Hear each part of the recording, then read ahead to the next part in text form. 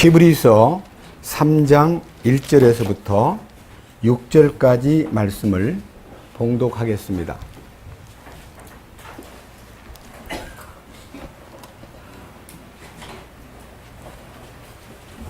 그러므로 거룩한 형제들 곧 하늘의 부르심에 참여한 자들아, 우리의 신앙 고백의 사도시며 대제사장이신 그리스도 예수님을 깊이 생각하라.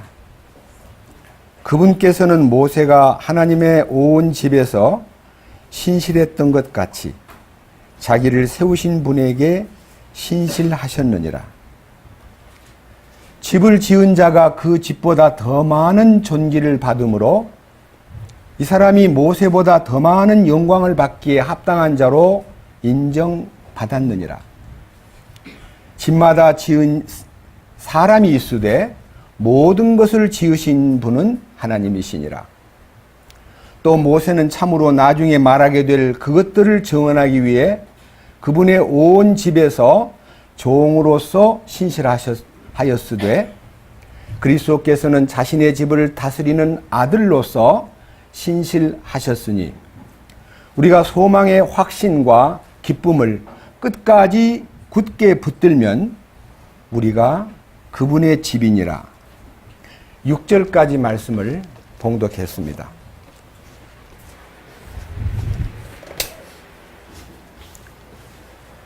기도드리겠습니다. 영광과 존귀를 받으시기에 합당하신 주님, 주님의 거룩한 성호를 찬양하고 우리의 몸과 혼과 우리의 모든 정성을 다 쏟아 주님의 이름 안에 신비가 담겨 있고 그 이름의 능력으로 우리가 새 사람 되고 그 이름의 능력으로 우리가 기도하고 그 이름의 능력으로 사탄의 권세를 물리칠 수 있는 놀랍고 신비한 주님의 이름을 높입니다. 이 시간 이 거룩한 히브리서 3장 1절 이하의 말씀을 통해서 하늘에 속한 신비를 우리에게 열어주시고 우리가 이 말씀에 함께 감동받고 공명하고 이 말씀을 소유함으로써 주님을 아는 지식의 고상함 때문에 우리의 인격에, 우리의 생활에, 우리의 모든 인생 삶에 변화가 있게 하여 주옵소서. 이 비천한 자의 입을 통해서 주님을 증언하려 할 때에 주님만이 이 말씀을 주장하시고 또 이 말씀에 새겨있는 뜻을 펼쳐주시고 우리가 함께 주님을 노래하고 높이며 감사하는 시간 되도록 이끄시옵소서. 우리 주 예수 그리스도의 거룩하신 이름으로 기도드렸습니다. 아멘. 지난 주일에는 3장 1절에 있는 그 하늘의 부르심에 참여한 거룩한 형제들에 대해서 말씀을 드렸는데 오늘은 3장 1절 하반절에 우리의 신앙의 고백의 사도시며 대제사장이신 그리스도 예수님을 깊이 생각하라. 이 말씀을 주제로 해서 사도이시며 대제사장이신 그리스도 예수님을 생각하는 시간을 갖겠습니다. 이 사도라는 말은요, 부름을 받은 자, 보냄을 받은 자라는 뜻입니다. 주님 자신도 이 땅에 오셔가지고 12사도를 거느리시고 그들에게 주님의 복음을 전하도록 하셨습니다. 그리고 이방 전도를 위해서 사도 바울을 선택해서 그를 주님의 뜻을 전하는 사람으로 세웠습니다. 사도로 부르심을 입은 자들은 전부 다 주님의 뜻을 이루기 위해서 성령님의 도우심으로 모든 일들이 진행되었기 때문에 사도의 위치에서 충실하게 자기의 의무를 수행했습니다. 그런데 우리 주님은 하나님으로부터 보냄받은 사도였기 때문에 우리 신앙 고백의 사도다. 그렇게 말해요. 신앙 고백의 사도라는 말은요, 우리의 신앙의 모든 고백의 대상이 예수 그리스도 그분 안에 다 응축이 되어 있다는 것입니다.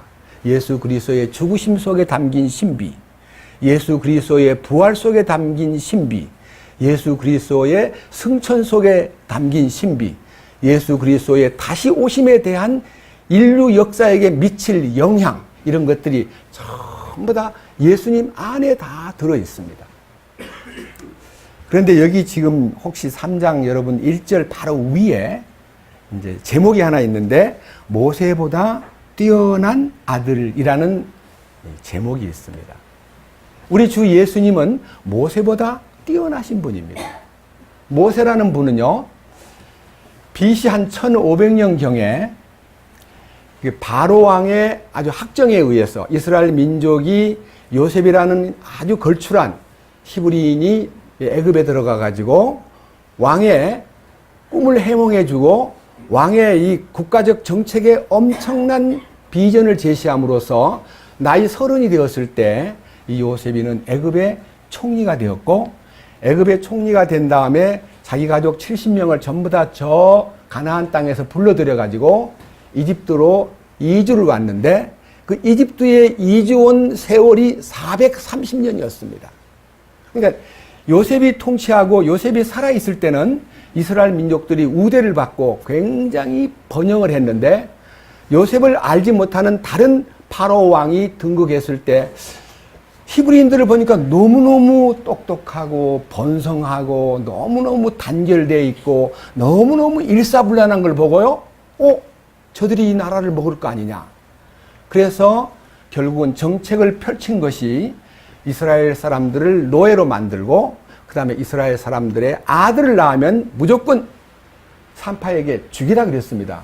그런데 그 산파들이 하나님을 경외함으로 히브리인들의 아들들을 죽이지 않기 때문에 왕이 불러다가 어떻게 해서 아들을 안 죽였냐 그러더니, 이 이집트의 여인들은 아기를 낳을 때 너무너무 약하게 아기가 어떻게 된지도 모르고 혼비백산 속에 묻혀 있는데 히브리인들은 이렇게 쳐다보고 있습니다. 근데 어떻게 보는 데서 죽입니까? 너무너무 유대인들은 특이합니다. 그래가지고 왕이 안 되겠다 싶으니까 이제 소위 말하는 정책을 쓸 때에 혼합 정책을 쓰기 위해서 딸을 낳으면 살려두고, 왜? 딸을 낳으면 결혼을 해야 되는데 이집트 남자하고 결혼시키면 될 것 같으니까 딸을 낳으면 살려두고 아들을 낳으면 무조건 소위 말하는 나일 강물에 띄우라고 명령을 내렸습니다. 다시 말하면 죽이라는 것입니다. 자기 손으로. 그런데 그 시대에 모세라는 아이가 이름은 물론 없지만 태어났는데 석 달 동안 숨기고 키우다가 더 이상 아기의 울음소리와 이 아이의 어떤 상태를 숨길 수 없기 때문에 이제 조그마한 갈대배를 하나 만들어 가지고 거기에 애를 태워서 아주 깊이 딸아이 미리암에게 그걸 다 보게 하고, 망을 보게 하고, 공주가, 이집트 왕의 공주가 수영하러 나와 있는 그 바닥 강가에다가, 나일 강가에다가 아이를 띄웠을 때 그게 둥둥 떠서 수영하는 그 공주 앞에 섰을 때 아기를 안고 보니까 너무 이쁘기도 하고, 그때 그 아이의 모습을 이제 보면서 이 히브리인의 아이구나 싶어서 그 아이를 자기가 건져내고 그 아이의 이름을 모세라, 건져냈다는 뜻입니다. 그 모세라는 아이를 입양을 해가지고 공주의 아들로 입양된 채 40년을 훈련을 받았습니다.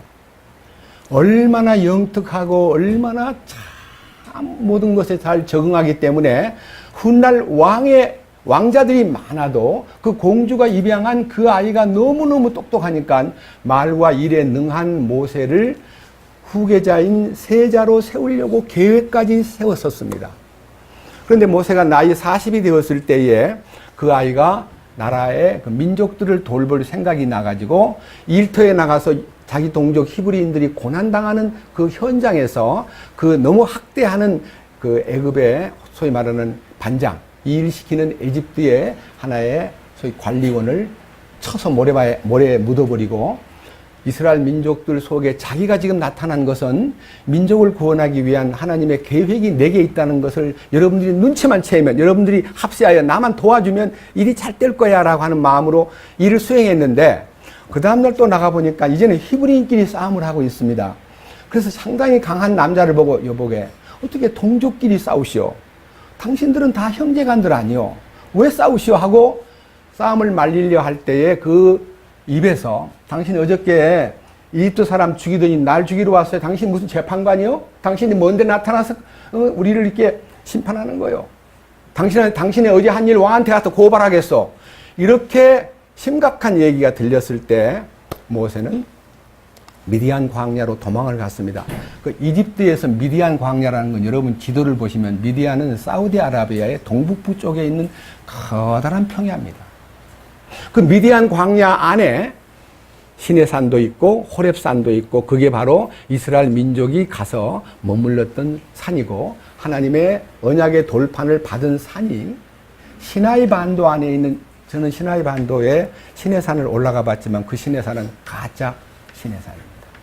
진짜 시내산은 사우디아라비아에 있는 바로 미디안 광야의 호렙산이 진짜 하나님의 언약궤를 받은 산이고 그 산에 대한 고증이 지금 이 시대에 다 밝혀지고 있음을 여러분들은 조금만 눈을 뜨면 보일 것입니다. 이유는 사우디아라비아가 기독교를 반대함으로 그걸 막아두고 있기 때문에 갈 수가 없어서 그렇지, 사실은 모세가 하나님의 말씀을 받은 장소가 그 미디안 광야입니다.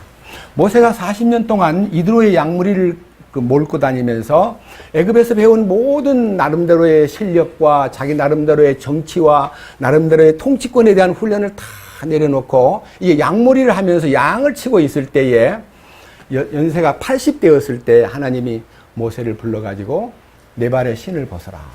그러면서 너가 네 민족 이스라엘을 구원하러 이집트로 들어가라 할 때 모세는 처음부터 하나님의 계획이 자기 마음속에서 기다렸습니다. 제가 지금 달려가겠습니다. 라고 하지 않고 10차례나 하나님, 나는 아닙니다. 나는 말을 잘 못합니다. 나는 힘이 없습니다. 그들이 나를 안 믿을 겁니다. 주님, 보낼 만한 사람을 보내시옵소서 하고 계속 거절을 하는데 하나님이 강력하게 그를 끌어다가 이집트에 보내서 그 430년 동안 고통받던 민족 이 히브리인들을 다 끄집어냈는데 인구조사를 해보니까 20세 이상의 남자만 60만 명이 넘었기 때문에 인구학자들의 이 통계에 의하면 200만, 적어도 200만, 많으면 250만이라는 어린아이들과 여자들을 포함해서 그들을요, 전혀 훈련도 받지 않은 사람을 끌고 광야로 가는데 얼마나 어려운 광야의 40년 기간 동안 모세가 그들을 끌어서 인도한 그 흔적이 모세가 부름받은 사도로서, 구약의 사도로서 이스라엘 민족 250만 명 되는 사람들을 인도하기 위해서 말할 수 없는 고통을 받은 내용들이 스데반의 설교에서 요약되어 있기 때문에 이제 제가 방금 말씀 올린 내용을 짤막한 성경을 통해서 한번 관찰하고 말씀을 이어가겠습니다. 먼저 사도행전 7장입니다. 사도행전 7장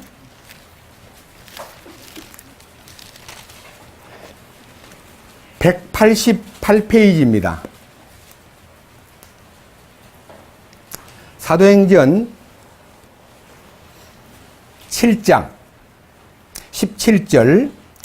그러나 하나님께서 아브라함에게 맹세하신 약속의 때가 가까이 이르렀을 때에 백성이 이집트에서 늘어나 번성하였으나 마침내 요셉을 알지 못하는 다른 왕이 일어나서 바로 그가 우리 친족들을 교활하게 다루며 우리 조상들을 악하게 다루며 그들이 자기들의 어린아이들을 내버려 그들을 살지 못하게 하였느니라.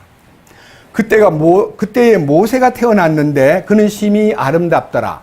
그가 자기 아버지 집에서 석 달을 양육받다가 버려졌는데 파라오의 딸이 그를 데려다가 자기 아들로 양육하며 모세가 이집트 사람들의 모든 지혜를 배워 말과 행동에 능력이 있었느니라. 그가 정확히 40세가 되었을 때에 자기 형제 이스라엘 자손을 돌아볼 생각이 그의 마음에 들더라. 그들 중에 한 사람이 부당한 일 당하는 것을 보고 그를 옹호하여 학대당한 자의 원수를 갚아 이집트 사람을 치니라. 그는 하나님께서 자기 손을 통하여 자기 형제들을 건지려 하심을 그들이 깨달을 줄로 생각하였으나 그들은 깨닫지 못하였더라. 다음 날 그들이 다툴 때에 그가 직접 그들에게 나타나 그들을 다시 하나로 만들고자 하여 이르되, 선생들아, 너희는 형제이거늘 어찌하여 서로에게 부당한 일을 하느냐 하나 자기 이웃에게 부당한 일을 한 사람이 그를 밀치며 이르되, 누가 너를 치리자와 재판관으로 세워 우리를 다스리게 하였느냐? 네가 어제 이집트 사람을 죽인 것 같이 나를 죽이려 하느냐 하니, 이에 모세가 이 말을 듣고 도망하여 미디안 땅에서 나그네가 되고 거기서 두 아들을 낳으니라. 40년이 지난 뒤에 주의 천사가 시내산 광야에서 떨기나무 불꽃 가운데서 그에게 나타나거늘 모세가 그것을 보고 그 광경에 놀라 그것을 자세히 보려고 가까이 가니 주의 음성이 그에게 임하여 이르시되 나는 내 조상들의 하나님 곧 아브라함의 하나님이요 이삭의 하나님이요 야곱의 하나님이니라 하시매 이에 모세가 떨며 감히 자세히 보지 못하였느니라. 그때 주께서 그에게 이르시되 네가 선 곳은 거룩한 땅이니 내 발에서 신을 벗어라. 내가 이집트에 있는 내 백성의 고통을 보았고 또 보았으며 그들이 신음하는 것을 듣고 그들을 건지려 내려왔노니 이제 오라 내가 너를 이집트로 보내리라. 자, 이집트로 보내리라. 이 보냄받은 자가 사도입니다. 그러니까 모세는 사도 역을 맡은 겁니다. 구약의 사도자, 사도이십니다. 그래서 그 모세는 이스라엘 민족을 구하러 들어가가지고 그들을 끌어내서 그 다음 36절 그가 40년 동안 이집트 땅과 홍해와 광야에서 이적들과 표적들을 보인 뒤에 그들을 데리고 나왔느니라. 이스라엘 자손들에게 주 너희 하나님께서 너희 형제들 중에서 나와 같은 대언자 하나를 너희를 위하여 일으키시리니 너희는 그의 말을 들을지니라 하고 말한 사람, 이 사람이 바로 그 모세니라. 시내산에서 자기에게 말하던 그 천사와 또 우리 조상들과 함께 광야에 있던 교회에 있으면서 살아있는 말씀들을 받아 우리에게 주던 자가 바로 이 사람이니라. 그래서 이제 이 모세는요, 하나님의 큰 위임을 받고 능력이 그와 함께 함으로써 그들을 당당하게 이집트에서 끌어내가지고 하나님의 큰 손길로 이제 홍해를 건너고 이제 광야에 왔을 때 그 250만 명을 어떻게 먹여 살립니까? 하늘에서 만나가 내렸습니다. 그리고 고기가 먹고 싶을 때 메추라기를 보내가지고 250만 명을 한 달 동안 먹였습니다. 하나님께서 필요에 따라서 전부 공급해 줍니다. 낮에는 구름기둥이 그들의 뜨거운 광야에 그 햇빛을 가려주었고 밤이 되면 너무 춥기 때문에 불기둥을 세워서 그들을 난방 시스템을 갖춰가지고 그들을 이불도 없이 잠을 자도 될 수 있도록 돌보아 주었습니다. 그렇게 눈으로 보는 불기둥과 구름기둥과 만나와 반석을 쳐서 물을 내쉬고 온갖 것을 다 해주었는데도 이스라엘 사람들은 만족하지 않았습니다. 감사하지 않았습니다. 불평하고 대들고 원망하고 모세를 시비 걸고 너무너무 고달프게 이스라엘 민족들이 광야 40년 동안 하나님 앞에 잘못되게 되었는데 모세가 하나님의 보냄을 받고 능력을 받고 하나님의 실제적인 그 손길이 다 나타남에도 불구하고 그들이 너무너무 괴롭히니까 모세가 낙심을 해버렸습니다. 모세의 낙심의 현장을 여러분이 한번 보시면 좋겠습니다. 민수기 11장입니다. 구약성경 민수기 11장 페이지로는요 188페이지입니다. 구약성경 188페이지.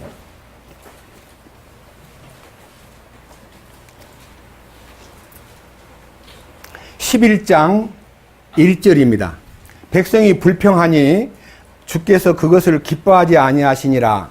주께서 그것을 들으시고 분노하사 그들 가운데 주의 불이 붙게 하시고 진영의 맨 끝부분에 있던 자들을 소멸시키시매 백성이 모세에게 부르짖음으로 모세가 주께 기도하니 불이 꺼졌더라.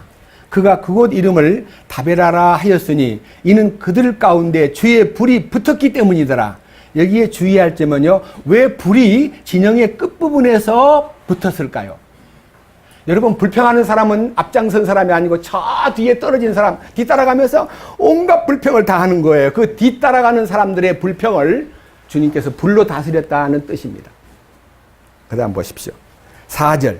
그들 가운데 섞여 사는 무리가 탐욕에 빠지매 이스라엘 자손도 다시 울며 이르되 누가 우리에게 고기를 주어 먹게 할까? 우리가 이집트에서 마음대로 먹던 물고기, 오이, 수박, 부추, 양파와 마늘을 우리가 기억하거니와 이제는 우리 혼이 메마르고 이 만나 외에는 우리 눈앞에 아무것도 없도다 하니라. 만나를 놓고 불평하는 거예요. 이집트에서 먹던 물고기, 오이, 수박, 부추와 양파와 마늘. 그러니까요, 양파와 마늘과 부추는요, 굉장히 오래전, 그러니까 지금으로부터 3,500년 전에도 먹던 일종의 야채이기 때문에 이게 인류에 미치는 영향, 양파와 부추와 마늘이 얼마나 좋은 채소인가를 우리가 느낄 수가 있습니다. 그리고 몸에 정력을 더한다는 말도 있습니다. 근데 그들이 그것을 막 불평을 하고 9절 밤에 이슬이 진영에 내릴 때에 만나도 그 위에 내렸더라. 그때 백성이 두루 그들의 가족대로 울되 저마다 자기 장막문에서 우는 것을 모세가 들으니라. 이에 주께서 분노하시고 모세도 기뻐하지 아니하여. 그러니까요, 만나를 먹고요, 고기 먹고 싶다고 우는 거예요.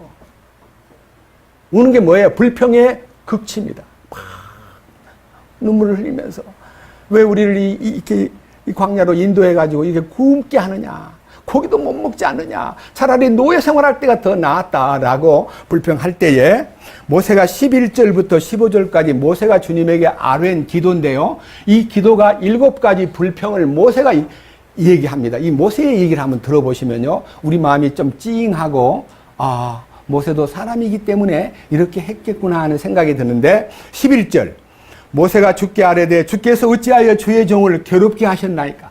막 괴로워서 못 견디겠습니다. 난 너무 괴롭습니다. 두 번째, 어찌하여 내가 주의 눈앞에서 호의를 입지 못하며 또 주께서 이 온 백성의 짐을 내게 떠맡기시나이까. 나보고 짐을 지라 그러십니까? 인도를 하나님이 해놓고 왜 나보고 짐을 지우십니까? 자기가 짐을 무겁다고 말하는 거예요. 왜 나한테 다 짐을 다 떠맡기십니까? 난 불평소리를 들으니 견딜 수가 없습니다. 두 번째, 나한테다가 왜 짐을 다 지우십니까? 12절 이 온 백성을 내가 수태하였나이까. 내가 이들을 임신해가지고 낳았습니까? 내가 낳지도 않았어요. 하나님, 내가 그들을 낳기에 주께서 내게 말씀하시기를 양육하는 아버지가 젖먹이를 품듯 그들을 내 가슴에 품고 내가 그들의 조상들에게 맹세한 땅으로 가라 하시나이까. 내가 그들 250만 명을 내가 낳았습니까? 내보고 젖먹이라 그러고 내보고 양육하라는 말, 하나님 너무하지 않습니까? 이걸 여러분 생각하면 뭘 생각해야 되냐면요, 우리 주님이 이 땅에 오셔가지고 33년 동안 계시면서 엄청난 고난을 당하시는데도 한 번도 불평 안 하시고 한 번도 원망 안 하시고 한 번도 짜증을 안 내신 주님하고 비교하라고 제가 이 말을 올리는 것입니다. 모세를 비난하려고 하는 거 아닙니다. 모세는 인간입니다. 자, 그 다음 보십시오. 13절 이 온 백성에게 줄 고기를 내가 어디서 얻으리이까? 이게 5번째 하나님께 묻는 질문입니다. 그들이 나를 향하여 울며 이르기를 우리에게 고기를 주어 우리가 먹게 하라 하오니 이 일이 내게 심히 무거워 나 혼자서는 이 온 백성을 감당할 수 없나이다. 주님, 나는 감당할 수가 없습니다. 우리 주님은 현존자 75억이 가까운 인류만 아니라 아담 이후에 역사가 끝날 때까지 인간을 다 걸머지셨는데 한 번도 불평 안 하신 우리 주님에 비하면 모세는 250명을 걸머지고 무척 고달퍼하고 힘들어하고 짜증을 내고 얼마만큼 이제 심각해졌냐 하면요, 마지막 얘기 한번 들어보세요. 여러분 성경 읽을 때 이거 유의해서 보신 적이 별로 없을 거예요. 뭐라고 되어 있냐? 마지막 15절 주께서 나를 이같이 대우하실진대 원하옵나니 내가 주의 눈앞에서 호의를 입었거든. 주님에게 호의를 입었거든. 주여 즉시 나를 죽여 내가 내 이 비참한 모습을 보지 않게 하옵소서. 뭐라고 얘기했어요? 죽여달라고. 저는 이 모세를 보면서 주님은 너무 위대하십니다. 너무너무 주님은 놀라우신 분이십니다. 자, 이제 우리 주님이요, 12제자를 선택해서 일을 이제 시키는데 그 안에서 배신자 하나가 나타났습니다. 가룟 유다라는 사람이 대제사장한테 가가지고 서로 이렇게 모의를 하고 암호를 짜가지고 겟세마네 동산에 가면 내가 그 불이 없으니까 내가 입을 맞추는 그 자를 체포하면 그 자가 당신들이 원하는 예수라는 것을 내가 신호를 보낼 테니까 그를 잡으시오. 그리고 대가로 은 30냥을 거래하기로 딱 마음먹고 예수님이 마지막 만찬이 딱 이루어질 때 예수님의 마음을 한번 성경에서 볼 때요. 저는 요한복음 13장을 읽으면서 많이 울었습니다. 주님, 당신은 너무너무 놀라우신 분입니다. 인류를 향한 당신의 사랑은 너무너무 크고 높습니다. 그 사랑을 느꼈습니다. 자, 요한복음 13장 1절로 갑니다. 신약성경 요한복음 13장 1절.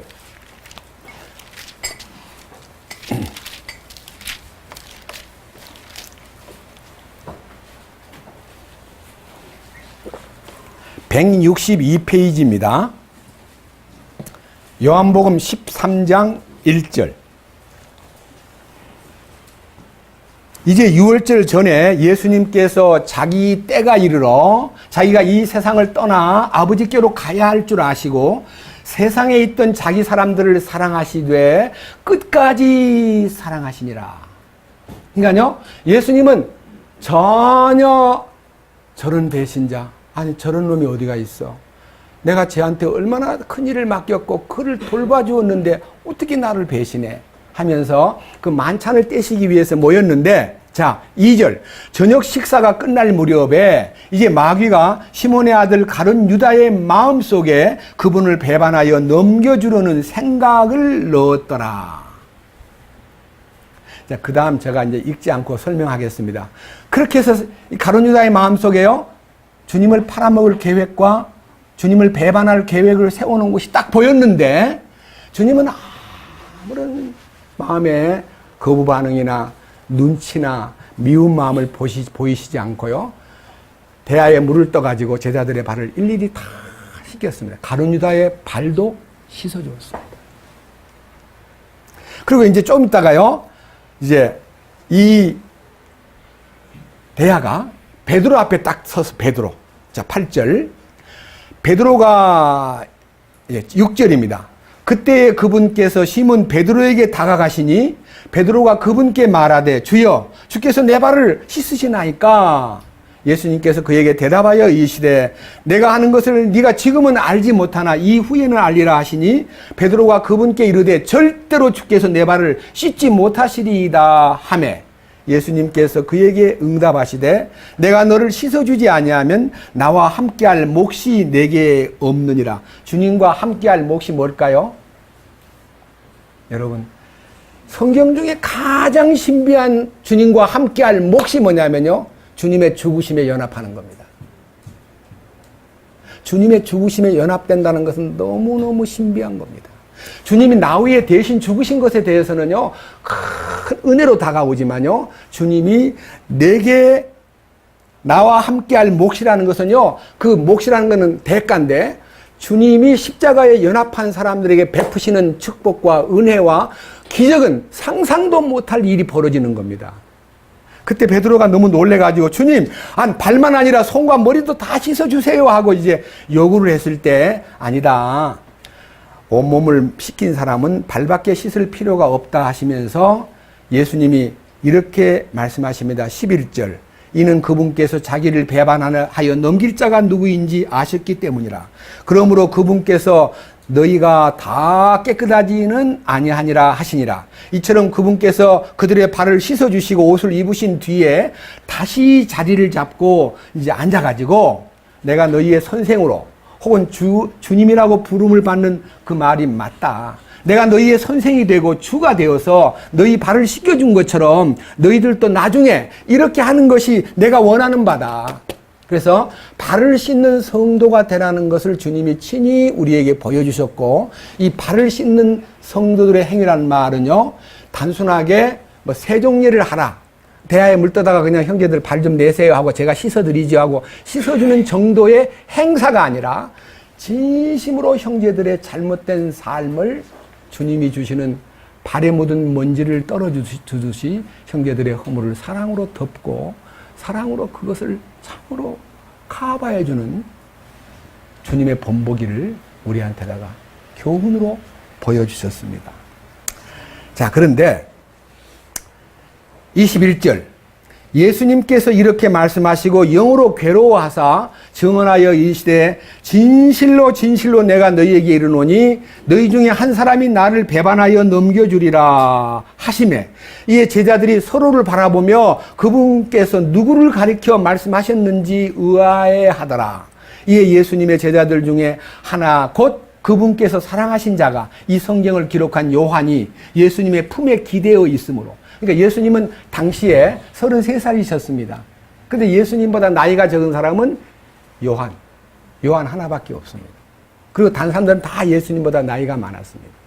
그런데 이 요한이라는 젊은이가 예수님의 품에 기대가지고 이렇게 묻습니다. 25절, 예수님의 가슴에 누워 예수님, 주여 그가 누구예요? 그 예수님 팔자가 누구예요? 라고 물었을 때 예수님께서 내가 빵 한 조각을 가져다가 주는 적신다는 말은 빵을 꿀에다 발라 먹거든요. 꿀에다 적셔가지고 이렇게 줍니다. 가룟 유다에게 줍니다. 자, 27절, 빵 조각을 받은 가룟 유다가요, 사탄이 그 속에 들어가면서 예수님에게서 그에게 말하기를 네 하는 일을 속히 하라. 그러니까 예수님이 네 하는 일을 하라는 말은 네가 지금 진행하고 있는 나를 배신하고 팔아먹을 일을 하라고 명을 내리셨습니다. 그러나 사람들은 29절, 그들 중에 어떤 이들은 유다가 가방을 가졌으면 가방, 돈가방, 헌금함, 예수님과 함께 움직이면서 격리를 보던 이제 소위 말하는 재무 책임자니까 아하, 명절이 되었으므로 필요한 것을 사라고 말씀하신 줄 알고 가난한 자들에게 무엇을 주어야 한다고 하신 말씀인 줄 생각했지만 그가 빵 조각을 받고 곧 나가니 때는 밤이라 그랬습니다. 자, 그렇게 해서 유다가 나가버린 사이에 우리 주님은 다시 하나님 앞에 감사를 드린 다음에 이렇게 기도를 드립니다. 31절, 그러므로 그가 나간 뒤에 예수님께서 이르시되, 이 말은요, 이르시되 하는 말은 사람 보고 한 말이 아니라 하나님을 향하여 이렇게 말합니다. 이제 사람의 아들이 영광을 받았고 하나님께서도 그 안에서 영광을 받으셨도다. 만일 하나님께서 그 안에서 영광을 받으셨으면 하나님께서도 자신 안에서 그에게 영광을 주실 것이요 즉시 그에게 영광을 주시리라. 이렇게 하나님의 영광이 그분 안에 왔습니다. 영광이 뭡니까? 부활의 비전입니다. 주님은 죽는 것만 생각 안 하고요, 그 다음에 부활의 영광을 생각했습니다. 우리가 그와 함께 영광을 받기 위해서 고난도 받아야 된다는 말은요, 우리가 이 땅에 사는 동안 예수 믿고 고통받는 생활은 훗날 천국 가서 영광 받기 위해서라는 말로 대부분 미래사로 해석하지만, 우리가 고난을 받으면 영광 받는다는 말은 현재형입니다. 이 고난은 주님의 죽으심에 연합하는 것이고 영광은 부활에 연합하는 겁니다. 이 부활의 영광이 나의 삶 속에 연결될 때 그의 신앙생활은 완전히 역동적으로 바꿔지고 인격이 변하고 사람이 바꿔져 버리고 말이 바뀌고 성격이 바뀌고 행동이 바뀌어버리는 겁니다. 이것이 우리가 지금 가장 강조하는 부활 생명의 신비, 곧 하나님의 영광입니다. 그 영광이 나타날 때 놀랍게도 베드로전서 1장 22절에 성령을 통하여 진리에 순종함으로 너희의 혼을 깨끗하게 하여, 혼이 깨끗해지는 순간이 언제냐? 십자가에 연합하는 순간에 자아가 처리되어 버립니다. 그리고 형제를 사랑하는데 보통으로 그냥 형식적인 사랑이 아니라 뜨겁게 피차, 혼자만 일방으로 사랑하는 거 아닙니다. 피차. 보세요. 저는 이렇게 표시하고 싶습니다. 하나님 계시고 우리에게 사랑을 나타냈으면 여기 나가 있습니다. 그리고 여기 하나님께서 어떤 형제에게 이 주님의 은혜가 임했습니다. 그가 받은 사랑과 내가 받은 사랑이 여기서 만납니다. 중간에서 만나가지고 여기서 폭발합니다. 하나님께 영광을 돌립니다. 이게 트라이앵글 법칙입니다. 그러니까 우리가요, 각각 주님에게 사랑을 받고 부활 능력을 힘입어 가지고 너무 감사해서 간증이 딱 터지는데 뜨겁게 피차 사랑하는 것이 여기서 이루어지면서 주님을 찬양하는 찬양이 올라가는데, 하나님을 이걸, 이 트라이앵글 법칙을 그렇게 좋아하십니다. 역학구도에서 가장 안전한 역학구도가 삼각형인데, 그 사랑을 내가 받고 그 사랑을 당신이 받고 그 사랑 받은 것을 가지고 만남으로써 거기서 사랑이 배가 되고 그것이 찬양으로 바뀌면서 주님 진심으로 감사합니다, 영광을 받으시옵소서. 그것이 사랑의 실현입니다. 여기 요한복음 13장 34절에 내가 새 명령을 너희에게 주노니 너희는 서로 사랑하라. 내가 너희를 사랑한 것 같이 너희도 서로 사랑하라. 너희가 서로 사랑하면 이로써 모든 사람이 너희가 내 제자인 줄을 알리라 하시니라. 우리 주님을 따르는 사람이 사랑으로 주님을 증거하는 것이지, 입으로 뭐 예수 믿는 거, 뭐 예수 믿고 복 받으시오, 예수 믿으면 잘 됩니다, 예수 믿으면 출세합니다, 번영합니다, 장사가 잘 됩니다. 그런 육신적인 잘 되는 것이 예수 믿는 결과가 아니고요, 주님의 사랑이 넘치는 참된 실제가 있을 때 주님이 기뻐하고 그것이 주님의 제자들이구나 라고 알게 되는 것입니다. 자, 그런데 저는 주님께서 이제 이런 일들을 통해서 계속 이제 14장, 15장 여기에서 하늘의 신비를 이제 알려주시고요. 그리고 주님 안에 있는 행복을 알려주시고 17장에 가서 주님이 기도하시고 그 다음에 주님께서 이제 붙잡혀서 18장에 붙잡혀 가가지고 이제 신문 받는 장면이 나오는데, 베드로라는 사람이 주님을 위해서 죽기를 맹세한 사람이지만요, 주님을 부인하고 저주하고 맹세까지 하면서 주님의 마음에 못을 박는 행동을 했고, 그 가야바의 그 대제사장 가야바의 법정에서 철야 신문을 받는 동안요, 대제사장의 집에서 일하는 어떤 여자 종 앞에서 철저하게 주님을 모른다고 부인하는 소리가 쩡쩡쩡쩡 울려 퍼져 주님의 귀에 들렸을 때 주님이 베드로를 쳐다봤습니다. 제가 여러분들이 베드로고 제가 예수님이라면 쳐다볼 때요, 굉장히 화가 나가지고 저런 나쁜 놈, 배신자, 저 나쁜 자식, 말로라도요, 입에서 나쁜 자식, 배신자. 그랬으면 아마 베드로가 나가서 자살했을지 모릅니다. 근데 주님의 따뜻한 눈빛과 동정 어린 그 눈빛이 베드로의 시선과 딱 마주칠 때 거기서 회개가 일어납니다. 회개가. 그러면 닭소리가 납니다. 통곡하면서 베드로가 하나님 앞에 가슴 아파하고 어쩔 줄 몰라하고 괴로워하면서 부활하신 주님을 만나고 싶은 마음은 있지만 너무 부끄러우니까 갈릴리로 가버린 거예요. 갈릴리로. 그런데 주님이 그 갈릴리로 찾아가가지고 베드로야 하고 요한복음 21장에 직접 면회를 해가지고 그 배신자 베드로를 회복시키고 베드로를 사랑으로 만져주는 장면을 볼 때에, 자, 요한복음 21장입니다. 15절. 요한복음 21장 15절은 176페이지입니다. 15절을 읽기 전에 다 같이 제목을 한번 읽어봅시다. 뭐라고 되어 있죠? 예수님께서 베드로를 회복시킴. 베드로가 예수님을 저주하고 지금 이게 언제예요? 예? 나흘 돼서 나흘. 십자가 지시기 전날 밤에 배신하고 저주하고 욕하던 베드로가 이제 예수님 부활하고 나니까 사흘 됐잖아요. 사흘 되는 날 이제 부활해가지고 이제 나흘밖에 안 됐는데 예수님이 찾아가가지고 부활하신 예수님 베드로를 회복시키는 장면이 너무 놀랍고도 사랑스러운 우리 주님이 끝까지 배신자도 사랑하십니다.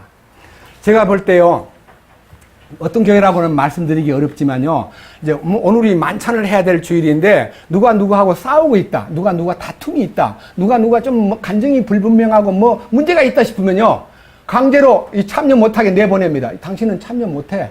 당신 지금 싸움하고 있잖아. 당신 지금 문제가 있잖아. 나가. 그래 내쫓아버려요. 그러니까요, 그 문제가 있는 사람은 해결도 못한 채 해결하도록 도와주질 않고 내쫓아버리니까 만찬에 참여할 자격을 깨끗한 사람만 한다고 생각하니까 얼마나 마음이 아파요. 우리 주님은요, 배신자 가룟 유다도 만찬에다가 꿀을 찍어가지고 탁 줬습니다. 만찬하시는 자리에도 유다가 있었습니다. 발도 씻어주었습니다. 베드로도 거기 있었습니다. 무슨 말이냐? 우리 주님은 결코 사람을 차별하지 않았습니다. 제가 믿기는요, 우리는 우리들끼리 구원받았다는 이유 때문에 우리는 매우 좀 이렇게 구별된 사람이라고 착각을 하고 사람을 이렇게 편애하거나 무시할 때가 많았습니다. 구원도 못 받은 것들이, 우리 친척 중에 저도요, 30년이 넘도록 친척들이 조상 할아버지, 유명한 할아버지 비석을 꾸민다고 막 문중에 돈을 걷어가지고 막 비석 만들 준비를 하고 있길래 나는 그 비석 만드는데 돈을 못 넣겠습니다. 나는 내가 어릴 때부터 고생한 과거가 있기 때문에 우리 문중에 불쌍한 학생들, 식구들 중에서 대학을 못 가거나 학교를 못 가는 애들을 위한 장학금을 내라면 제가 얼마든지 기증하겠습니다. 그 대신 살아있는 애들을 돌보는 데는 돈을 낼 거지만 돌아가신 할아버지들 비석 꾸미는 데는 저는 반대입니다 했더니 문중 어른들이 다 저보고 미친놈이라는 거예요. 그래서 나는 이 미친놈이 참석하지 못하니까 다시는 참석하지 않겠소 하고 문중을 참석하지 않고 근 30년 동안 외면했습니다. 문중의 모임에. 그만큼 저는요, 구원 안 받은 사람을 깔보았습니다. 아이고, 지옥 갈 것들. 세상에. 근데 어느 날 성경을 읽다가요, 주님 앞에 무릎을 꿇고 주님 정말 잘못했습니다. 제가 너무 건방지고 주님의 말씀에서 벗어난 행동을 한 것을 용서해 주십시오라고 기도한 말씀이 요한 1서 말씀 2장에 이런 말씀이 있습니다. 요한 1서 2장 2절입니다. 신약성경 364페이지입니다.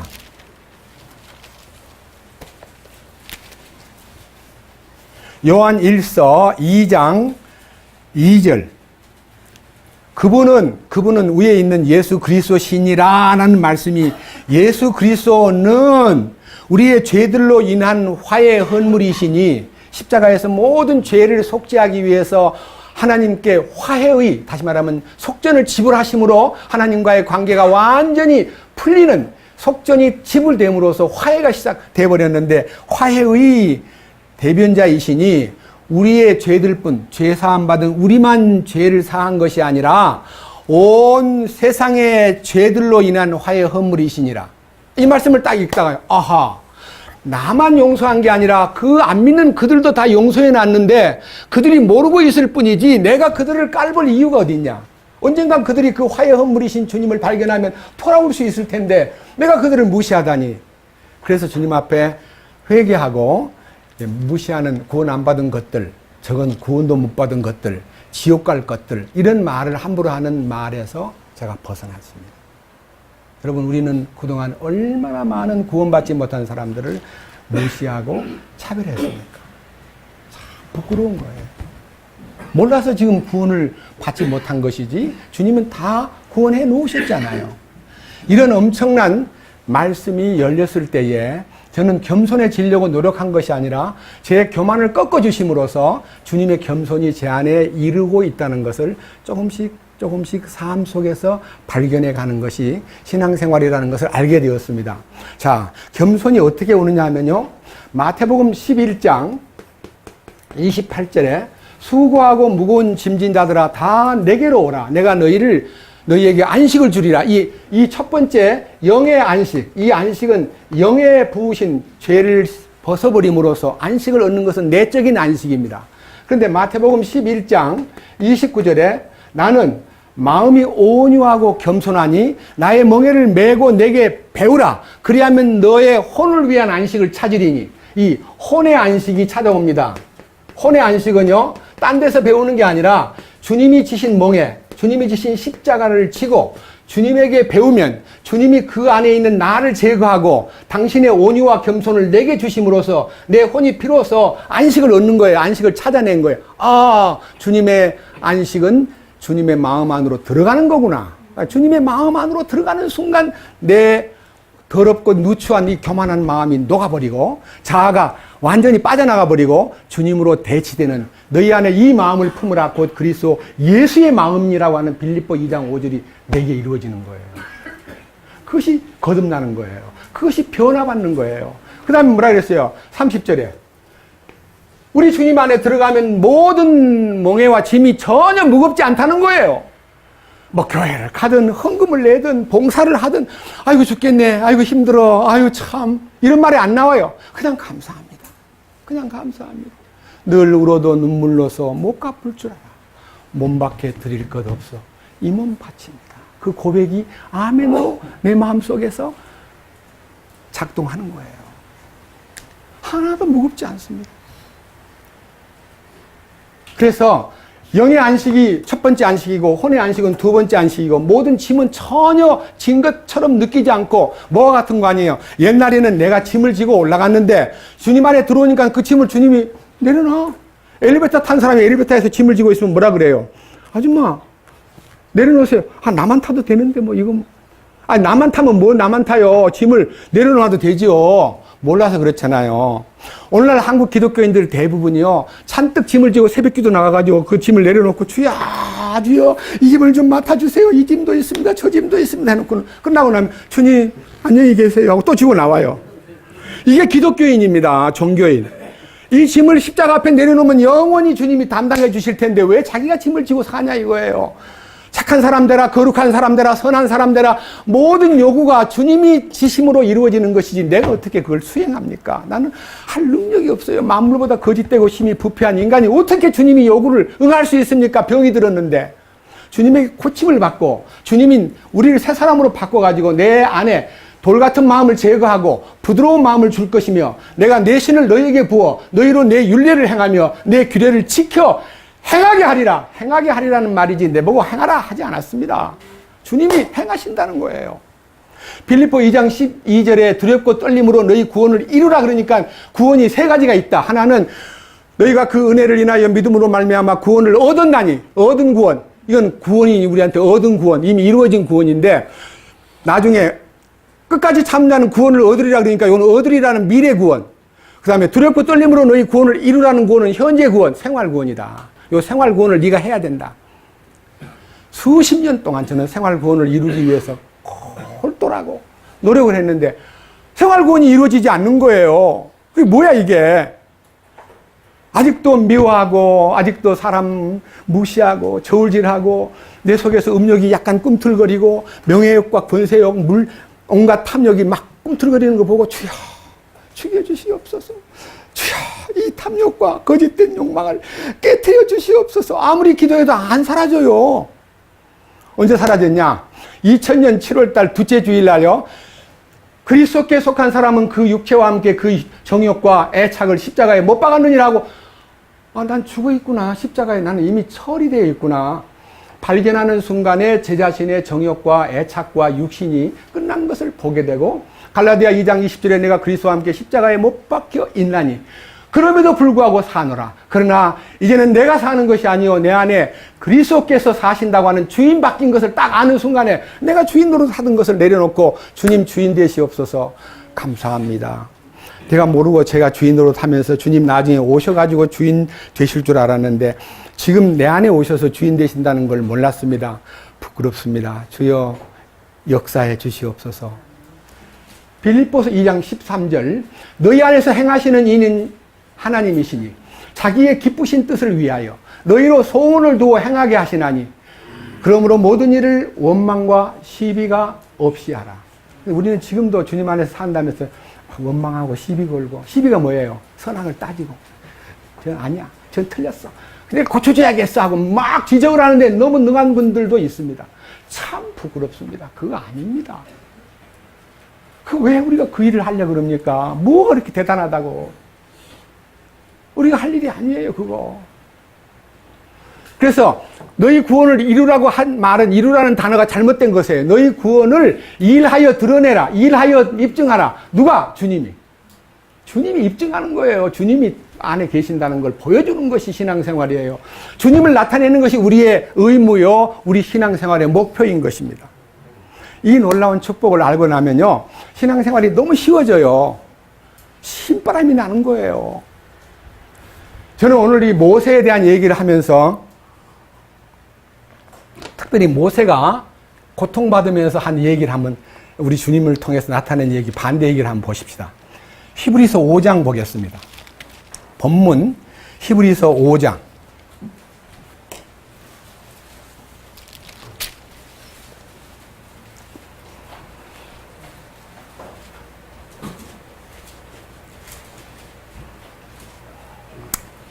(7절입니다) 자세히 들으세요. 335페이지 히브리서 5장 모세와 다른 점, 히브리서 5장 7절.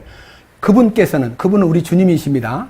여기 5절에 보면 영원한 대제사장 그리스도, 그리스도께서는 친히 육체로 거하던 때에 33년 반 동안 자기를 사망으로부터 능히 구원하실 분에게 강렬한 부르짖음과 눈물로 기도와 간구를 드리셨고 또 친히 두려워하셨으므로 하나님께서 들으셨느니라.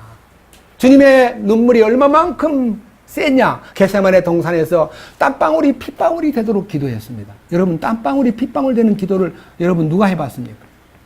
땀방울이 핏방울이 되도록 기도하신 분입니다.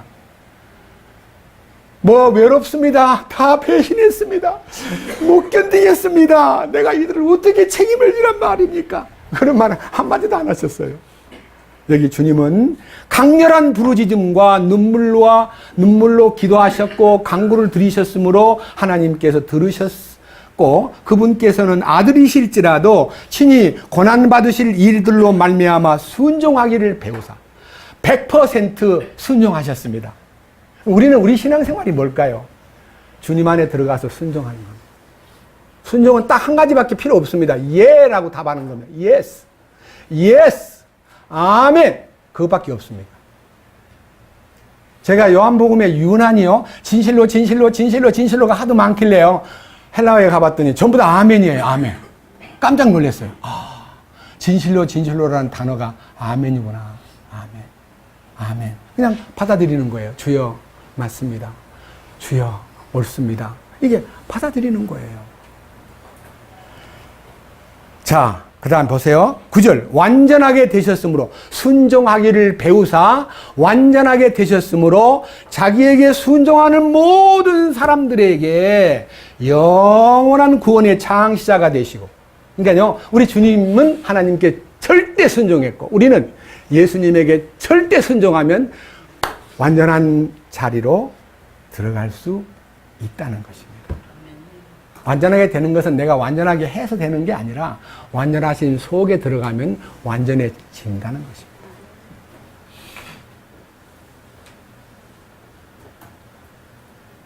이 놀라운 사실이요, 예수님 안에서 이루어졌기 때문에 저는 이 말씀을 통해서 참 너무 감사드렸고요. 지금 시간이 제가 아론에 대한 얘기를 해야 되겠는데, 대제사장이신 예수님을 깊이 생각하자는 그 대제사장이라는 얘기가요, 이 히브리서에만 한 10차례 있지만 발췌해가지고 7번 예수님이 대제사장 되심에 대한 그 아론보다 더 뛰어나신 예수님에 대한 얘기를 하고 싶은데, 제가 여러분들에게 먼저 서론적으로 이런 얘기를 합니다. 이스라엘이 광야에 탁 도착해가지고 첫 번째 광야에서 인구조사를 합니다. 하는데 각 지파별로 다 등록을 하는데 각각 자기의 지파 조상 이름을 대고 자기 이름을 밝히면요, 다 이게 등록을 하는데 20세 이상의 남자만 군대에서 싸울 자로 택했기 때문에 20살 넘은 사람만 등록을 했습니다. 20살 미만이나 여자들은 등록을 하지 않았습니다. 60만 3,530명이 등록이 됐습니다. 그런데 민수기 4장으로 가보면요, 깜짝 놀랄 일이 제사장을 등록할 때는 20살짜리 이상이 아니고 30살이 돼야만 등록을 했습니다. 한번 성경 잠깐 봅시다. 민수기 4장입니다. 구약 성경 민수기 4장은 저 앞으로 가가지고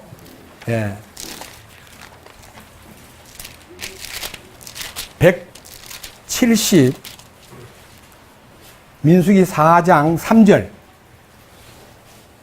2절부터 봅니다. 레위 아들들 가운데서 고핫의 아들들의 총수를 그들의 가족들과 그들의 조상들의 집에 따라 조사하되 곧 30살에서 50살까지 회중의 성막에서 할 일을 하기 위하여 그 군대에 들어갈 모든 자의 수를 조사하라. 그러니까요, 일반 싸움에 나가는 군인들은 20살짜리 이상이고요, 하나님의 제사장으로서 하나님을 섬기고 제사를 드리는 직무 수행자는 반드시 30세 이상에 속한 사람만 뽑아라. 그렇게 해가지고 계속 뽑는데 23절 너는 30살에서 50살까지 회막의 성막에서 할 일을 하기 위해 곧 섬기는 일을 하기 위해 들어갈 모든 자를 계수하라. 30절 30살에서 50살까지 회중의 성막의 일을 하기 위해 섬기러 들어갈 모든 자를 계수하라. 넘겨보세요. 35절 30살에서 50살까지 회중의 성막에서 할 일을 위하여 섬기러 들어갈 모든 자를 가족에 따라 계수하라. 계수가 이제 쭉 되는데요. 제가 왜 이 말을 하느냐. 우리 주님이 누가복음 3장에서 이 세상에 자기가 일을 공생에 하나님을 섬기고 백성들의 죄를 용서하기 위해서 나설 때 몇 살 때였습니까? 30살 때였습니다. 신약성경 누가복음 보겠습니다. 3장 신약성경 89페이지입니다.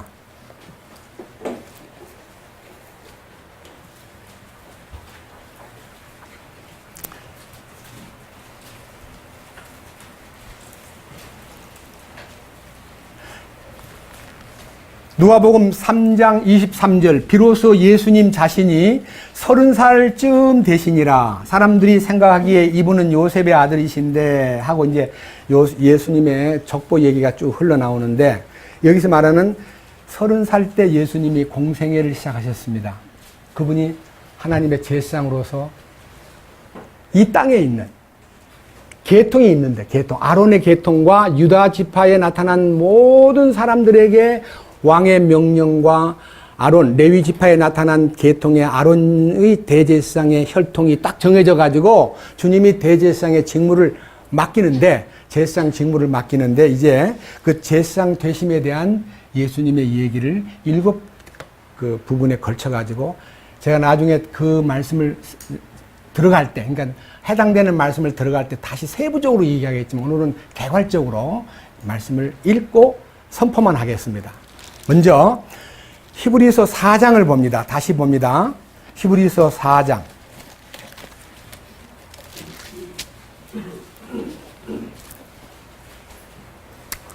14절 334페이지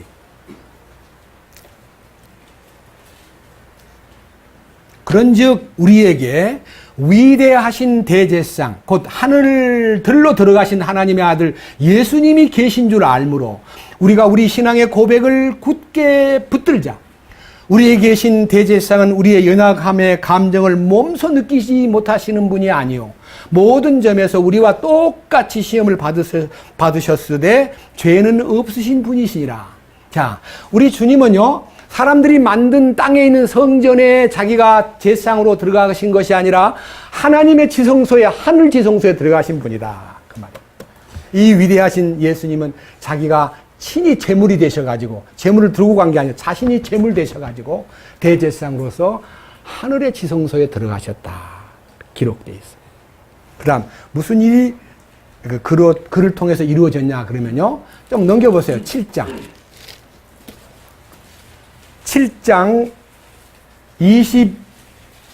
22절입니다. 그런 것으로 말미암아 예수님께서는 더 나은 상속 언약의 보증이 되셨느니라. 그들이 참으로 다수의 제사장이었던 것은 죽음으로 인해 그들이 항상 잊지 못하였기 때문이로되 이 사람은 항상 계심으로 변할 수 없는 제사장 직분을 소유하시느니라. 자 보세요. 아론의 계통과 레위 지파가 제사장이 또 생기고 또 생기고 또 생기고 또 생기고 또 생긴 이유는 죽음 때문에 영원히 잊지 못하니까요. 자꾸 제사장이 바뀌지만요. 예수님은 영원히 죽지 않기 때문에 제사장 직분이 갈리지 않는다. 그러니까 예수님 한 분이면 모든 인류의 죄의 문제가 제사장 장본인이 십자가를 지실 때뿐만 아니라 하늘 지성소에 들어갈 때뿐만 아니라 지금도 그분은 살아계시기 때문에 자기의 제사 직분이 전혀 변동이 없다. 그 말입니다. 자, 그 다음 보십시오. 25절. 그러므로 그분께서 항상 살아계셔서 그분을 위해 중보하심을 보건대 그분은 또한 자기를 통하여 하나님께 나아오는 자들을 끝까지 구원하실 수 있느니라. 이러한 대제사장께서는 우리에게 합당한 분이셨으니 곧 그분은 거룩하시고 해가 없으시고 더러움이 없으시고 죄인들로부터 분리되시고 하늘들보다 더 높이 되셨느니라. 그분께서는 더 저 제사장들과 같이 먼저 자기 죄들로 인하여 날마다 희생물을 드리고 그 다음에 백성의 죄들로 인하여 희생물을 드릴 필요가 없으시니 이는 그분께서 친히 자신을 드리실 때에 이 일을 단 한 번에 행하셨기 때문이라. 단 한 번에 행하셨기 때문이라. 율법은 연약함을 가진 사람들을 제사장으로 삼거니와 율법이 있은 뒤에 하신 맹세의 말씀은 영원 무궁토록 거룩히 구분된 아들을 대제사장으로 삼느니라. 우리 주님은요, 대제사장이 1년에 한 번씩 지성소에 들어가려면 먼저 자기 죄부터 씻고요. 그 다음에 백성들의 죄를 가지고 지성소로 들어갔습니다. 근데 예수님은 죄가 없으시니까요, 그런 데 들어갈 필요가 없고요. 바로 하늘 지성소로 가서 직접 하나님 앞에 자기를 드리신 겁니다. 8장 1절. 이게 우리가 말한 것들에 관한 요점은 이것이니, 요점이 뭐냐? 곧 우리에게 이러한 대제사장이 계시다는 것이라. 그분은 하늘들에서 존엄하신 분의 왕좌 오른편에 앉아 계시며 이를 다 수행하신 다음에요, 영광의 부활과 승천하신 다음에 통치권자로 계시는데, 세 가지 메시아가 지니고 있는 세 가지 특성, 하나는 왕이면서, 하나는 제사장이면서, 하나는 대언자, 선지자이신 분이 우리를 위해서 늘 중보하시고 우리를 책임져 주시고 우리의 죄에 대해서 영원히 보증해 주시는 분이 하늘에 계신즉 우리는 염려가 없다. 다음 보세요. 2절. 성소와 참 장막을 섬기는 분이신데 이 성막은 주께서 치신 것이요 사람이 친 것이 아니니라. 제사장마다 임명을 받아 예물과 희생물을 드리나니 그러므로 이 사람도 무언가 드릴 것이 있어야 함이 마땅하도다. 만일 그분께서 땅에 계셨더라면 제사장이 되지 아니하셨을 터이니 이는 율법에 따라 예물들을 드리는 제사장들이 있기 때문이라. 이 제사장들은 모세가 성막을 만들려 할 때에 하나님께 권고받은 바와 같이 하늘에 있는 것들의 본보기와 그림자를 섬기나니 그분께서 이르시되 너는 조심하여 산에서 네게 보여준 양식에 따라 모든 것을 만들라 하시느니라. 그러니까요, 모세가 하나님 앞에 성막을 계시를 받을 때 하나님께서 천상에서 성막의 참 형상을 보여주면서 그대로 네가 땅에서 만들어라 그러니까요, 만들기는 만들었는데 재료가 전부 다 청색실과 홍색실과 가늘게 꼰 배실과 금실을 가지고 다 짜가지고 만들었는데 그게 전부가 다 그분의 영광을 나타내는 겁니다. 청색은 하나님의 공의, 홍색은 예수님의 피 흘리심, 자색은 예수님 자신의 왕되심, 그리고 금색은 하나님의 영광을 설명하는 그런 천으로 직조를 해가지고 성막의 모든 막을 만들었습니다. 자, 그 다음 보십시오. 6절. 그러나 이제 그분께서 더욱 뛰어난 섬김의 직무를 얻으셨으며 그것에 의해 또한 그것은 더 나은 약속들을 위해 세워진 훨씬 더 나은 언약의 중재자이시니라. 언약의 중재자께서 말씀하시기를. 자, 그 다음 9장 7절. 둘째 성막은 대제사장이 홀로 해마다 한 번 들어가되 자기와 백성의 잘못으로 인해 자기가 드리는 피 없이는 들어가지 아니하였으니 이로써 성령님께서 표적으로 보여주신 것은 첫째 성막이 아직 서 있을 동안에는 지성소로 들어가는 길이 아직 드러나지 아니하였다는 것이라. 무슨 말입니까? 1년에 한 차례씩 들어갔다가 나온 것만 끝이지. 나는 그 안에 들어가서 피 뿌린 걸 전혀 들을 수가 없었어요. 제사장의 의복에 금방울이 옷깃에 달려있고, 그 다음에 이 끝부분에 옷이 달려있고, 금방울이 달려있기 때문에 가서 제단 앞에 7번 피를 뿌리는데 우리는 바깥에 서 있고요. 대제사장이 들어가서 피를 7번 뿌리는 순간, 모퉁이에 7번씩 4번을 뿌리니까 28번 뿌려요. 뿌리는 동안 바깥에서는 뭐가 들려요? 금방울 소리가 들리는 거예요. 아, 나를 위한 대제사장의 피 뿌림이 수행되고 있구나. 그걸 이제 방울 소리를 듣고 알고 그 다음 속죄는 느끼지만 들어갈 자격은 부여하지 않았습니다. 우리는 그 지성소에 들어갈 길이 열리지 않았다는 거예요. 그 다음 보십시오. 놀라운 얘기입니다. 이제 놀랍게도 11절에 제목이 하늘의 성막입니다. 그러나 그리스도께서는 다가올 좋은 일들의 대제사장으로 오시되 손으로 만들지 아니한 성막 곧 이 건물에 속하지 아니한 더 크고 완전한 성막을 통해 오셔서, 그러니까 땅에 있는 성막으로 오지 않고 하늘 지성소로 들어가셔서 그 말입니다. 12절 염소와 송아지의 피가 아니라 자기 피를 힘입어 단 한 번 거룩한 곳에 들어가사 우리를 위하여 영원한 구속을 얻으셨느니라. 그러니까 우리들을 위한 피뿌림으로 인해서 인류를 영원히 구속했다고 하는 표를 하나님 앞에 받아가지고 그것을 성경에 쓰게 하고 인간에게 영수증을 다 발행해 준 거예요. 여러분 영수증 있으면 돼요, 안 돼요? 어떤 영수증? 저는 베드로전서 2장 24절. 또 어떤 분은 이사야 44장 22절. 어떤 분은 이사야 38장 17절. 어떤 분은 이사야 1장 18절과 19절. 어떤 분은 요한복음 5장 24절. 영수중에 영수중. 자, 그 결과로. 자, 1장 13절. 9장 13절. 황소와 염소의 피와 암송아지의 죄를 부정한 자에게 뿌려 육체를 거룩히 구별하고 정결하게 하거든. 하물며 영원하신 성령을 통해 자신을 점없이 하나님께 드린 그리스도의 피는 죽은 행위로부터 너희 양심을 얼마나 더 많이 깨끗하게 하여. 여러분, 양심을 깨끗하게 한다는 게 뭐예요? 이 근본적인 인간의 양심이 부패하고 아주 썩어 있는데, 이 부패한 양심을 주님이 죽은 양심을 도려내버리고 살아있는 생명의 양심, 이 선한 양심을 우리에다가 이식을 시켜가지고 하나님의 선한 양심이 내 안에 들어와가지고 그것이 가동이 되는 것이 침례받은 이후에 선한 양심이 하나님을 향하여 응답하는 생활이 시작되는 겁니다. 잘못된 것이 있으면 즉각적으로 신호가 보내지고, 아, 주님 알았습니다. 부끄럽습니다. 주여, 제가 잘못했습니다. 천하 없는 일이 벌어져도 양심 속에 불빛이, 빨간 불빛이 옴으로써 그는 즉시 그것을 자백하고 주님 앞에 자백하고 장본인에게 알려서 미안하네, 내가 어제 잘못했네, 정말 용서해 주게, 주님 앞에 용서를 받았네, 이렇게 푸는 능력이 있다 이거예요. 근데 안 풀려. 딱 지니고요. 어찌 그리 뻔찌가 좋은지요. 양심이 가동이 안 돼. 자, 그 다음 또 보십시오. 이 일로 인해서 9장 24절.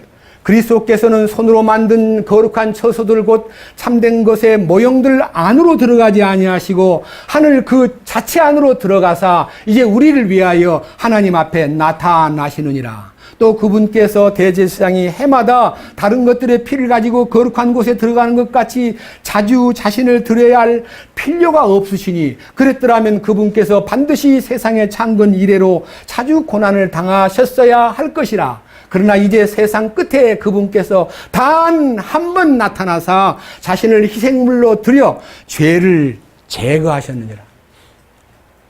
물어봅시다. 예수님 십자가에서 죄를 제거했는데 왜 반만 제거해요? 껍데기 죄만 제거하고 지은 죄만 제거하고 속에 있는 죄는 제거 안 해가지고 구원받고 또 죄를 지어. 그러니까 불완전한 구원이에요. 예? 그러니까 뭐라는 줄 아세요? 육신이 있는데 어떻게 죄를 안 짓냐? 육신이 있는데. 육신을 빽 믿고 죄를 짓는 것을 아주 합당하게 보는데, 주님이 다시 오실 때는요, 처음 오실 때는 죄인을 구원하러 오셨고, 죄인을 회개시키러 오셨고, 죄인을 용서하러 오셨습니다. 다시 오시는 주님은 죄인을 위해서 오지 않습니다. 거룩한 자를 데리러 오십니다. 거룩한 자, 죄 없는 자. 28절. 뭐라 그랬습니까? 이와 같이 그리스도께서도 많은 사람의 죄들을 담당하시려고 단 한 번 드려지셨으며, 이건 과거 역사입니다. 또 자신을 기다리는 자들에게 죄와 상관없이 두 번째 나타나사 구원에 이르게 하시리라. 이 구원 무슨 구원입니까? 육신의 완전한 변화입니다. 마지막 오실 때요, 완전히 육신이 부활의 몸으로 바꿔져, 거룩한 몸으로 바꿔져. 지금은 우리가 아직도 육신이요 있기 때문에 밥 안 먹으면 배고프다고 신호가 오고요, 병들면 머리에 열 나고 잠이 안 오고, 그 다음에 입이 침이 마르고, 그 다음에 또 뭐 끙끙 앓고, 때로는 수술도 받아야 되고, 칼로 이렇게 쭉 베면 피가 나고, 그래 우리 육신이 제약을 받고 있습니다. 근데 우리 주님이 다시 오시는 날 예수님의 부활의 몸으로 변화받으면 시간과 공간과 물질에 제한받지 않는 영광스러운 몸으로 바꿔줘요. 얼마나 놀랍습니까? 자, 그냥 이제 너무너무 이제 지성소로 들어가는 길에 대한 하나님의 약속입니다. 히브리서 10장 19절. 그러므로 형제들아, 우리가 예수님의 피를 힘입어 새롭고 살아있는 길로 지성소에 들어갈 담대함을 얻었는데, 누구 때문에? 여러분, 이거 아셔야 돼요. 예수님이 들어가실 때 누가 들어갔어요? 예수님 머리만 들어갔어요? 몸도 들어갔어요? 우리는 누구예요? 예수님 몸이잖아요. 같이 들어간 거야, 주님이. 그걸 우리한테 다 알려주는 거야. 야, 너희들 내가 들어갈 때 너희도 같이 들어갔단 말이야. 너희가 십자가에 죽을 때 같이 죽었고, 너희가 묻힐 때 같이 묻혔고, 부활할 때 같이 부활했고, 승천할 때 같이 승천하였고, 내가 지성소에 들어갈 때 너희도 함께 들어갔다는 걸 이제는 알아야 된다고 통보를 하는 거예요. 지성소로 우리를 초대하기 위해서. 지성소로 초대받은 거예요. 자, 들어갈 담력을 얻었습니다. 그 다음에 20절. 이 길은 그분께서 우리를 위하여 휘장 곧 자기 육체를 통해 거룩히 구분하신 것이니라. 또 하나님의 집을 다스리는 대제사장께서 우리에게 계심으로 우리 마음이 뿌림을 받아 악한 양심으로부터 벗어났고, 악한 양심, 째째하고 이중적이고 아주 쫀쫀하고 아주 교만 덩어리인 이 나쁜 양심이 제거돼 버리면서 선한 양심, 악한 양심으로부터 벗어났다는 말은요, 옛사람 안에서 벗어나가지고 새 양심, 하나님의 선한 양심 안으로 들어갔다 이거예요. 그래서 우리 믿음으로 충만한 확신 속에서 이제는 거짓된 마음이 아니고 진실한 마음으로 가까이 다가가고, 그 다음에 믿음의 고백이 흔들림 없이 서 있고 서로를 살펴보게 되고 사랑과 선행을 서로 격려하면서 주님 오시는 날이 다가올수록 모이기를 힘쓰고 진리와 함께 사는 것을 기뻐하는 사람으로 바꿔진다는 것입니다. 한 가지 더 하겠습니다. 13장으로 갑니다. 히브리서 13장 10절. 이 부분은 너무 중요한 것이기 때문에 여러분들이 신앙생활을 어떻게 해야 될 것인가 하는 두 가지, 부정적인 것은 어떻게 하고 긍정적인 부분은 어떻게 하라는 명령입니다. 첫째, 10절. 우리에게 제단이 있는데 이 제단은 십자가입니다. 성막을 섬기는 자들은 제단에서 나오는 것을 먹을 권리가 없느니라. 그 짐승들의 피는 죄로 인하여 대제사장이 성소 안으로 가지고 들어가고 그것들의 몸은 진영 밖에서 불사르나니, 그러므로 예수님께서도 친히 자신의 피로 백성을 거룩히 구별하시려고 성문 밖에서 고난을 당하셨느니라. 예? 완전한 희생제물은요, 전혀 딴 사람이 못 먹고 그냥 불태워버립니다. 근데 우리 주님은 이 예루살렘 성문 밖에서 완전히 고난을 다 받으셨습니다. 자, 그 다음 보세요. 13절. 그런즉 우리가 그분의 치욕을 짊어지고, 십자가의 그 치욕을 짊어지고 진영 밖에 계신 그분께로 나아가자. 진영 바깥이 어디예요? 새 예루살렘이에요. 옛 예루살렘에서 진영 바깥으로 나가면 새 예루살렘이 나타나는 거예요. 여기에서 우리에게 영관 도시가 없고 우리가 다가오는 도시를 찾나니, 예루살렘 헌 도시, 말만 평화의 도시라고 말하면서 평화의 성이 맨날 전쟁만 치른 곳이에요. 그리고 예수님을 죽인 동네예요. 거기에 평화가 이루어지지 않습니다. 장차 다가오는 새 도시가 있는데 그 새 도시가 주님이 정하신 새 예루살렘인데, 자, 그러기 위해서 새 예루살렘을 향하여 떠난 순례객들이, 그러므로 우리가 그분으로 말미암아 계속해서 찬양의 희생을 하나님께 드리자. 주님은요, 우리 보고 이제 네 딴 거, 네 몸 바치라, 뭐 돈 바치라 그런 거 안 하고 찬양의 희생. 뭐예요? 십자가의 능력이 내 안에 와가지고 나로 하여금 찬송 부르게 만드는 그 찬송. 감사와 기쁨이 넘쳐서 저절로 부르는 찬송. 그 희생의 찬송이라는 것이 내가 희생해서 노래 부르는 게 아니고 주님의 희생의 제물이 내 안에 오셔가지고 십자가의 연합함으로 내 속에서 내 마음에 한 노래 있어 나 즐겁게 늘 부르네. 속에서 터쳐나오는 찬송, 나를 찬송하게 만든 놀라운 힘이 입술의 열매인 찬송을 드리고, 그 다음에 그분의 이름으로 감사를 드리는 것이 우리 입술의 열매니라. 여기 이제 찬송과 그 다음에 12절, 6절 오직 선을 행하는 것과 나누어 주는 걸 잊지 말라. 그래서 우리는요, 아무리 어려워도 나누어주는 자가 돼야 됩니다. 내게 있는 거요, 나눠주려면 어떻게 하면 돼요? 배불리 먹으면 나눠줄 게 없어요.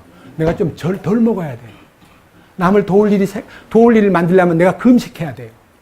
그럼 도울 일이 생기잖아요. 그럼 그거를 굳이 하는 거예요. 여유가 있어가지고 주님 부자가 그 쓰는 것 중에 일부를 냈다고 주님 그 받지 않아요. 가난한 사람은 그 전체의 생활비를 냈다고 그렇게 작은 동전 두입도 주님이 기뻐하셔요. 그건 많고 크고가 아닙니다. 질이 문제입니다. 질이.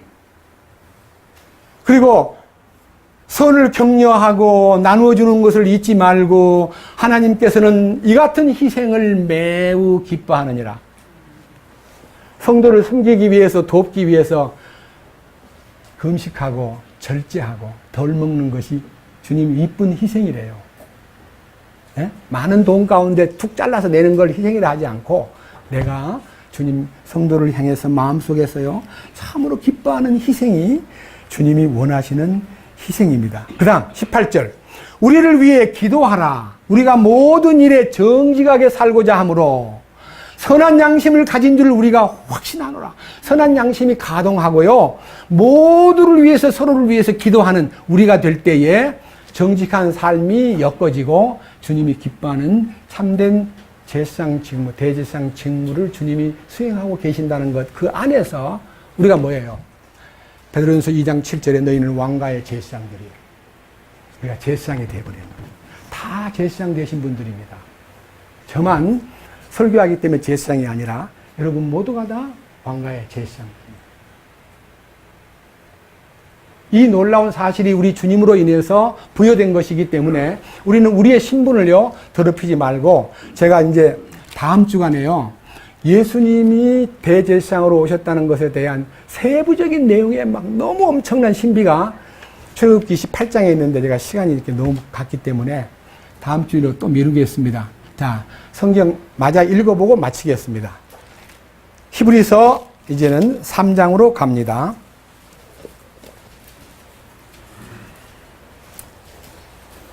히브리서 3장 1절 그러므로 거룩한 형제들 곧 하늘의 부르심에 참여한 자들아 우리의 신앙 고백의 사도시며 대제사장이신 그리스도 예수님을 깊이 생각하라. 그분께서는 모세가 하나님의 온 집에서 신실했던 것 같이 자기를 세우신 분에게 신실하셨느니라. 참 모세는 신실한 사람이었습니다. 그 다음 3절 집을 지은 자가 그 집보다 더 많은 존귀를 받음으로 이 사람이 모세보다 더 많은 영광을 받기 위해 합당한 자로 인정받았느니라. 그러니까 우리 주님은 집 주인이고요 모세는 집에 와서 일하는 하인이라 그 말입니다. 자 4절 집마다 지은 사람이 있으되 모든 것을 지으신 분은 하나님이시니라. 또 모세는 참으로 나중에 말하게 될 그것을 전하기 위하여 그분의 온 집에서 종으로 신실하였으되 그리스도께서는 자신의 집을 다스리는 아들로서 신실하셨으니.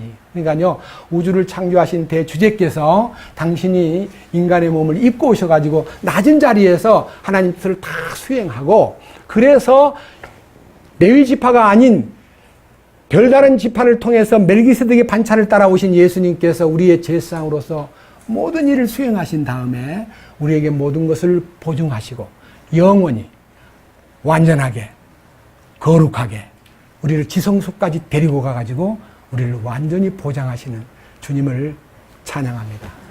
기도하겠습니다. 주님 감사합니다. 오늘도 이 놀라운 말씀을 통해서 우리의 사도시며 대제사장이신 예수님을 깊이 생각하는 시간을 갖게 된 것 너무나 감사합니다. 우리는 우리가 십자가에서 우리 위해서 흘리신 피만 생각했지, 내가 주님과 함께 십자가에 못 박혀 있다는 사실과 주님의 죽으심과 연합함으로써 영광이 삶 속에 나타난다는 사실에 대해서 너무너무 모르고 무지하게 세월을 보냈습니다. 주여 이 자리에 함께한 모든 심령들을 주님께서 긍휼히 여기셔서 십자가 연합된 영광을 보게 하시고 주님의 부활의 능력을 맛보아 영광스러운 통치권 속에서 살아갈 수 있도록 이끄시옵소서. 우리 주 예수 그리스도의 이름으로 기도드렸습니다. 아멘. 114장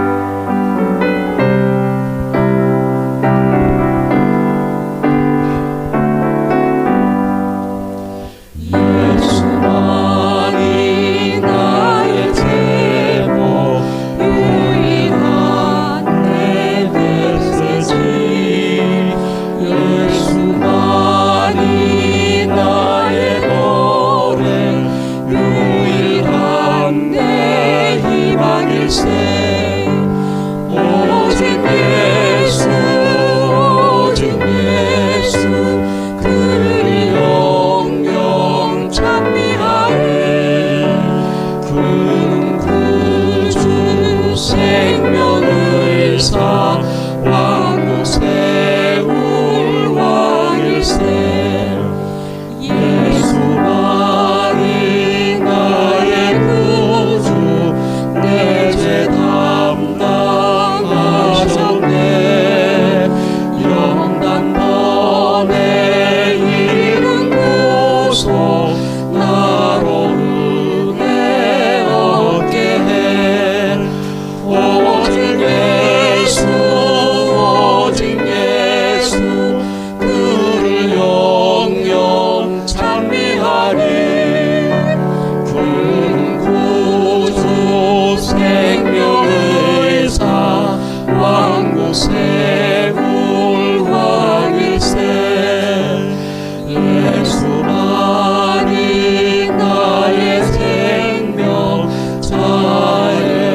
애써 구원해 성령으로 내 몸 채운 예수는 나의 힘이세 오직 예수 오직 예수 그를 영영 찬미하리 그는 구주 생명의사 왕국 세울 왕일세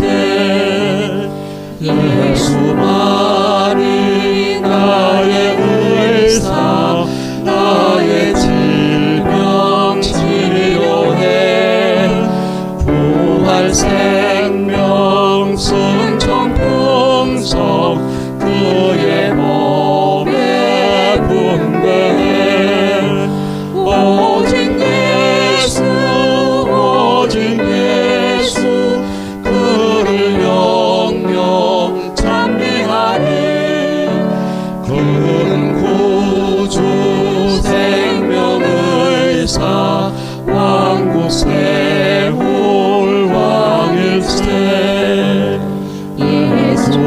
예수만이 나의 능력 보순절을 오게 해 주여 나로 승리하게 성령 채워주소서 오직 예수 오직 예수 그를 영영 찬미하리 그는 구주 생명의사 왕국 세울 왕일세 이제 우린 그날을 주가 부르는 소리 끝날까지 만유 구주 예수만을 기다리리 오직 예수 오직 예수 그를 영영 찬미하리 그는 구주 생명의사